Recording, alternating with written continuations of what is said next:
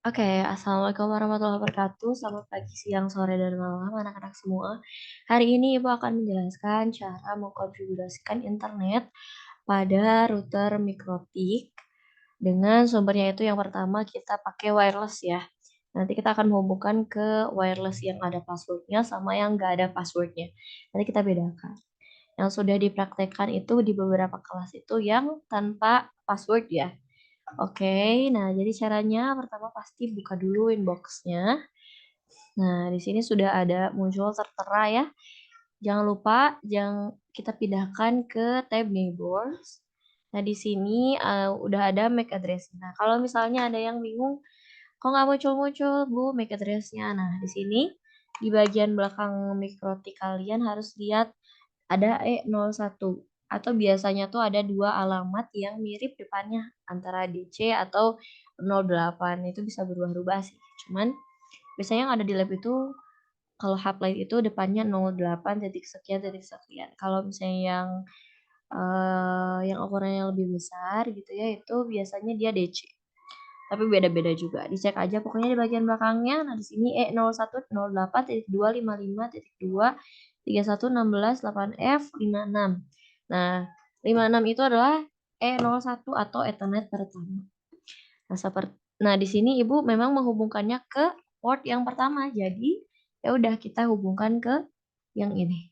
Dipastikan di bagian konektor ini MAC address-nya sudah sama dengan kebanyakan tuh nggak bisa login lagi karena kalian itu kliknya di IP address ya. Waktu IP address-nya masih bukan 0000, kalian klik di IP address terus di-reset konfigurasinya, pas mau masuk lagi nggak bisa itu karena kalian bukan by MAC address gitu ya.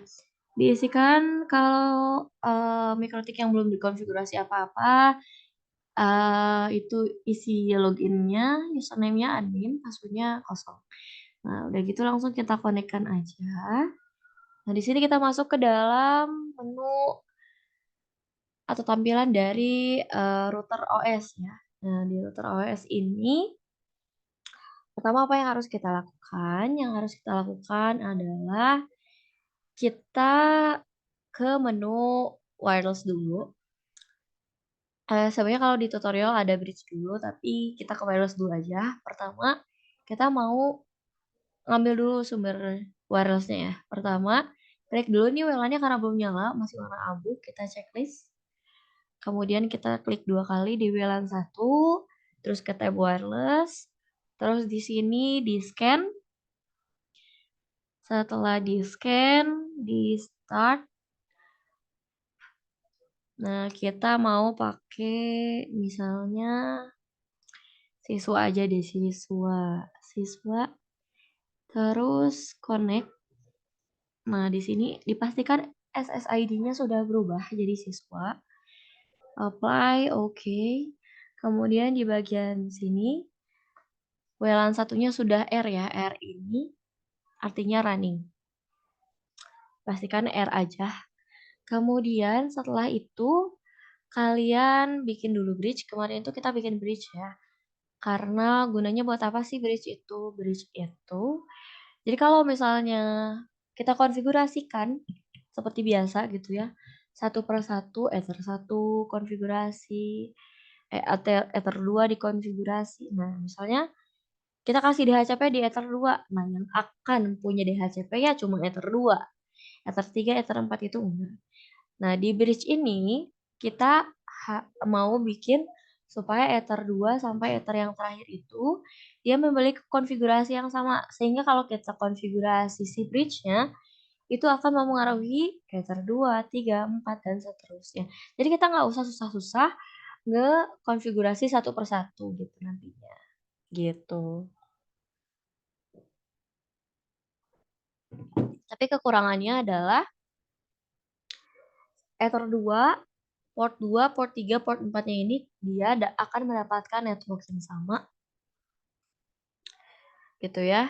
Kalau misalnya kita konfigurasi sendiri-sendiri, artinya kalau Ether 2 aja, Ether 3 aja, Ether 4 aja, nanti kita harus memberikan IP untuk Ether 2, IP untuk Ether 3, IP untuk Ether 4. Sedangkan kalau kita pakai bridge, itu kita bisa langsung konfigurasi semuanya gitu ya, secara bersama-sama. Jadi satu konfigurasi buat semua lah. Misal di sini TJKT gitu ya. Apply, oke. Kemudian ke force, kita tambahkan dulu anggotanya. Diingat, kita sumbernya itu wireless, berarti yang sudah terpakai adalah interface wireless. Yang nggak terpakai yang mana? Ether 1. Masukin ke bridge-nya. Nah, ini memang dia bakal keluar dulu karena tadi ya, Ibu menghubungkannya ke Ether 1. Jadi dia ada perubahan di Ether 1, makanya dia disconnect dulu. Memang akan seperti itu. Terus Ether 2 apply, oke. Ether 3 apply, oke. Ether 4 apply, oke. Kemudian setelah itu kita kasih DHCP client buat si WLAN. Oke, biasanya kalau misalnya yang di TJKT 3 sampai 6 itu dia udah ngasih manual si sumber internetnya. Biasanya kan dipakai sumber internetnya itu Ether 1 ya.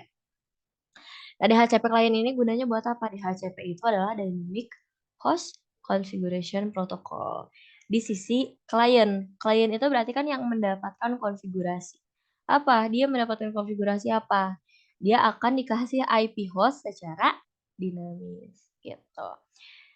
Jadi pemberian IP pada siapa? Berarti sumber kita pada WLAN. Secara otomatis. Gitu. Dipastikan dia jadi bound. Nah, kalau sudah bound, kita kasih IP address. Nah, di sini D ini adalah dynamic ya. Kalau manual itu nggak ada hurufnya. Nah, sekarang kita mau kasih buat siapa? Kita kasih buat si bridge atau TJKT. Kita kasih misalnya 220.20.1. 24. Biasanya Ibu mau konfigurasi titik 1 itu gunanya buat apa? Gunanya untuk menjadi gateway gitu ya. Jadi gateway atau kalau komputer-komputer yang terhubung melalui jaringan si bridge ini ya keluarnya jalur keluarnya pintu keluarnya yang lewat 220.20.1. Jangan lupa pakai prefix, apply, kemudian oke. Kemudian setelah itu seperti biasa langkahnya kita isikan DNS, kita pakai servernya Google, allow remote request, terus oke. Kemudian firewall kita tambah actionnya basecurate, apply, kemudian oke. Kemudian kita ping 8888. Oke, sudah ada. Dan step yang terakhir adalah menjadikan si bridge ini adalah sumber internet untuk perangkat lain yang akan terhubung. Artinya dia akan memberikan konfigurasi IP host kepada perangkat-perangkat yang terhubung sama dia. Jadi kita akan DHCP server. Dia akan menjadi servernya. Server dari apa? Yaitu DHCP. Dia akan memberikan konfigurasi DHCP gitu ya. Caranya IP DHCP server terus DHCP setup. Yang mana yang kita pilih? DJKT. Nah, udah deh. Nah, coba kita cek. Nah, di sini masih WiFi. Kita copot gitu ya si kabel UTP-nya dari laptop. Kemudian kita sambung lagi. Ditunggu punya tunggu. Nah, oke. Nah, ini dia. Nah, gitu. Udah ada network aksesnya ya. Network akses, internet aksesnya sudah ada ya. Gitu guys. Nah, gimana sih kalau misalnya ternyata WiFi yang mau kita ambil itu dia ada passwordnya gitu. Contohnya sini Ibu pakai tethering HP aja ya. teman-teman. Teringat masa kecilku.